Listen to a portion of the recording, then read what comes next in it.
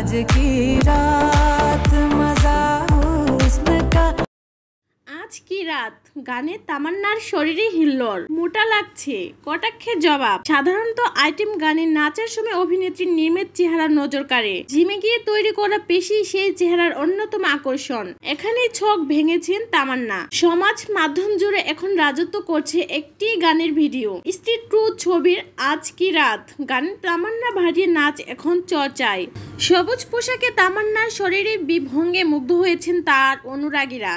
তবে নেটাগরিকের একাংশ এই নাচের জন্য তামান্নাকে ট্রলও করেছেন। সাধারণত আইটেম গানে নাচার সময় অভিনেত্রীর নির্মেদ চেহারা নজর কাড়ে। জিমে গিয়ে তৈরি করা টান টান সে চেহারার অন্যতম আকর্ষণ।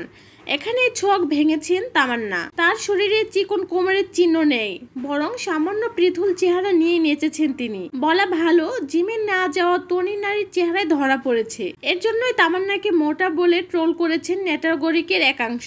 তবে এই প্রথম নয়, এর আগেও চেহারা নিয়ে কটাক্ষের মুখে পড়েছেন দক্ষিণী অভিনেত্রী। এক পুরনো সাক্ষাৎকারে এই নিয়ে কথাও বলেছিলেন তিনি। করোনা অতিমারির সময়ে কিছু ওষুধ খাওয়ার জেরে ওজন বেড়েছিল তামান্নার। তার জন্য কটাক্ষের মুখে পড়তে হয়েছিল অভিনেত্রীকে। সাক্ষাৎকারের সঞ্চালক প্রশ্ন করেছিলেন, অভিনেতাদের কি ধরনের চাপের মুখে পড়তে হয়, বিশেষ করে মহিলাদের চেহারা নিয়ে নানা রকমের মন্তব্য শুনতে হয়। তামান্না এই প্রসঙ্গে বলেছিলেন, একটা মজার ঘটনা শোনাই। করোনা থেকে সেরে ওঠার পরে আমি খুব কড়া ওষুধ খাচ্ছিলাম।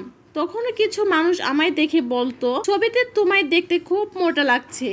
সত্যি আমার তাদের কিছু বলার নেই। আমি সত্যি ভাবি, এই মানুষগুলির সমস্যা কোথায়? আমরা কি এতটাই অসংবেদনশীল? একজন মানুষ সবে অসুখ থেকে সেরে উঠেছেন, তাকে এটা বলার মতো অসংবেদনশীল আমরা? তবে এই বিষয়টা দেখে আমার খুব হাসি পেয়েছিল। উল্লেখ্য, আগামী 15 আগস্ট মুক্তি পাচ্ছে স্ট্রিট টু।